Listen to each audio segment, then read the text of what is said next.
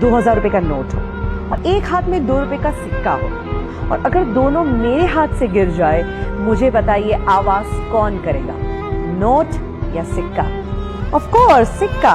चिल्लर ही आवाज किया करते हैं। जब वैल्यू बढ़ जाती है तो ऐसी आवाजें नहीं होती। दैट मीन्स आप कनेक्ट कर सकते हैं अपनी लाइफ में। जो लोग आपको बार बार नेगेटिव बोलते हैं, कोसते हैं, समझ लीजिएगा वो चिल्लर है। तुम्हें अपना वैल्यू बढ़ाना है। क्रिकेट का खेल चल रहा हो, प्लेयर्स खेल रहे हैं और ऑडियंस चीयर अप कर रही है, चिल्ला रही है, शायद कई बार ताने भी मारती है, सुनाती भी है, आवाज तो करती ही रहती है। कोई भी खेल में आवाज कौन करता है? प्लेयर्स आवाज करते हैं कि ऑडियंस आवाज करती है? ऑफ कोर्स ऑडियंस आवाज करती है। दैट मीन्स अगर आपकी जिंदगी में बहुत लोग आवाज करने लगे तो समझ लीजिएगा आप सच्चे खिलाड़ी हो, और वो अभी भी ऑडियंस ही है। एंड जब आपके अंदर ये एटीट्यूड आ जाएगा ना, आपको कोई रोक ही नहीं सकता। तो आज मैं आपको यही कहना चाहती हूँ कि दिल की आवाज जरूर सुनो, एंड ऑफ कोर्स एक एटीट्यूड अपनाओ जिसे हम कहते हैं नेवर गिव अप।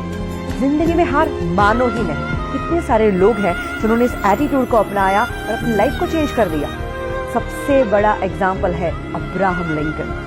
दोस्तों, उनकी जिंदगी से इतना इंस्पिरेशन मिलता है कि जो बंदा गरीबी में जन्म लेता है, इतनी तकलीफें भुगतता है, इतनी हद तक वो डिप्रेशन में चले गए थे कि कुछ समय तो उनके जीवन का ऐसा बीता कि अगर कहीं चाकू छुरियां हैं तो वो वहां से चले जाते थे, क्योंकि उनको ये डर था कि कभी मैं वो चाकू उठा के अपने आप को मार न दूं। इस टाइप के डिप्रेशन में चले गए। उसके बाद बिजनेस में फेलियर के बाद जब वो पॉलिटिक्स में आए, वहां पे भी क्या हुआ? Continuously failures. बट फिर भी बंदे ने हार नहीं मानी, प्रयत्न करता गया और एक दिन आता है जब वो अमेरिका के प्रेसिडेंट बनते हैं, और ऐसे प्रेसिडेंट जो आज भी लोगों को इन्फ्लुएंस कर रहे हैं। He was the most influencing president ever in USA. He never give up.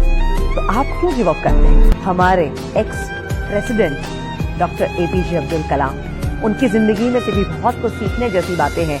वो पायलट बनना चाहते थे और वो इंटरव्यू देने के लिए गए थे, और जब रिजल्ट आता है 9 लोग थे, 8 लोग सिलेक्ट हो जाते हैं और वो अकेले बंदे थे जो रिजेक्ट हो जाते हैं। इतना दुख होता है और उदास होकर वो एक कोने में चले जाते हैं और बैठे हैं, और वहीं से एक इंसान गुजरते हैं और वो उनको चेहरे से ही देख के कहते हैं कि बेटा तू क्यों इतना उदास है? वो कहते हैं कि मैं क्या करूं, आज मेरा इंटरव्यू था, 8 लोग सिलेक्ट हो गए और मैं अकेला रिजेक्ट हो गया। इससे बुरी बात क्या हो सकती है? तो संत बड़े प्यार से कहते कि बेटा शायद तू अभी समझ नहीं पा रहा है, और शायद हो सकता है ऊपर वाला तुझे उससे भी बेहतरीन कुछ देना चाहता है।